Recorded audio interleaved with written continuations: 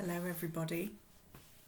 Now then, I was desperate to read the next chapter yesterday, and so when I finished filming I thought, I'm going to read it now. And I read it. It was chapter 9, and I realised as soon as I started reading, the font has changed back again to Times New Roman, I think this is. So that means we're back to Alva, which was a bit of a surprise because I'd got so used to reading about Aidan. So we're back to Alva, where we started. Chapter 9. This is what I know about the life pearls. Number 1, they contain a thick liquid which, when mixed with your own blood, immediately stops you from getting any older. Number 2, if you repeat the process with another life pearl, the ageing starts again. That is it. That is pretty much all I know, and all Mum knows too. As for my father, I'm afraid I can hardly remember him, although Mum has told me all about him. 1,000 years is a long time to hear stories again and again, but I never get bored of them. Sometimes I can almost touch a memory of him, a fuzzy mental picture of a tall blonde man, the smell of a ship's rope dipped in tar, a feeling of fear in a storm, but they are indistinct recollections. They seem thin, as though constantly trying to bring them to mind has somehow worn them out. Dar's name was Einar. He was a soldier turned trader from the island of Gotland, in what is now the Baltic, but in her stories Mum still called it the Östersjön, the Eastern Sea. Where did they come from, these life pearls? No one knew, not for sure.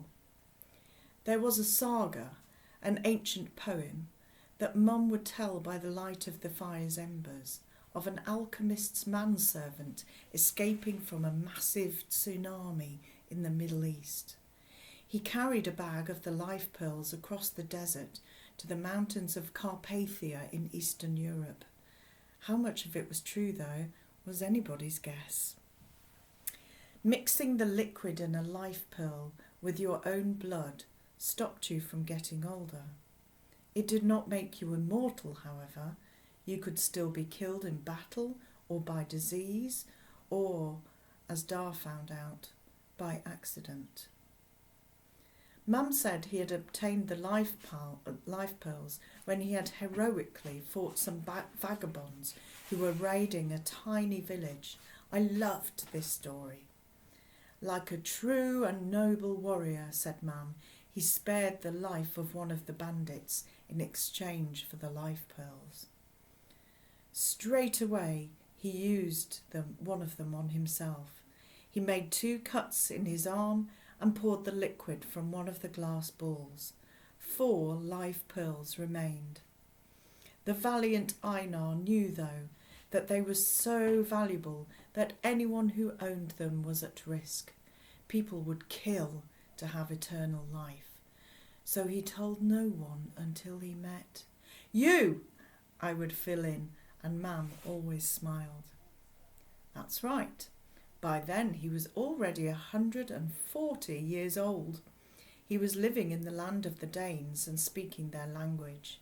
We had been married for only 6 months when I learnt I was pregnant with you, Alva. We married for love, she never tired of telling me. That was unusual then. 1,000 years ago, love was very low down on the list of reasons to get married, a long way below things like family alliances, wealth and security. Mum was poor, Dar was not, and people were jealous of Mum's good fortune in marrying the rich and handsome Einar of Gotland. And when people are jealous, they start to talk. And the talk turned to Einar's age, and how strange it was that the village elders remembered him from their own youth. Could he be one of the fabled never-deads?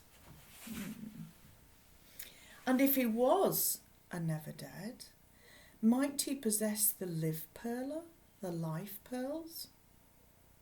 Already the never-deads were so rare that many people thought it was just a tall tale told by those who had travelled and met people from distant lands. For example, there were stories of a vast land to the south where there were four-legged creatures with tremendous long necks that could reach the topmost leaves of trees, where there were fat horses that lived in rivers, where there were tiny, hairy people with long tails who swung through the branches of the forest. No one knew quite how much of this to believe. Perhaps the stories of the never-deads were just more travellers' tales. But when the rumours about his long life reached my father's ears, he was taking no chances. With his wife and child, he made plans for a new life in the land of the Britons, where he hoped they would be safe. As it turned out, he was right, in part. It saved me and Mam, but he did not save himself. See you soon.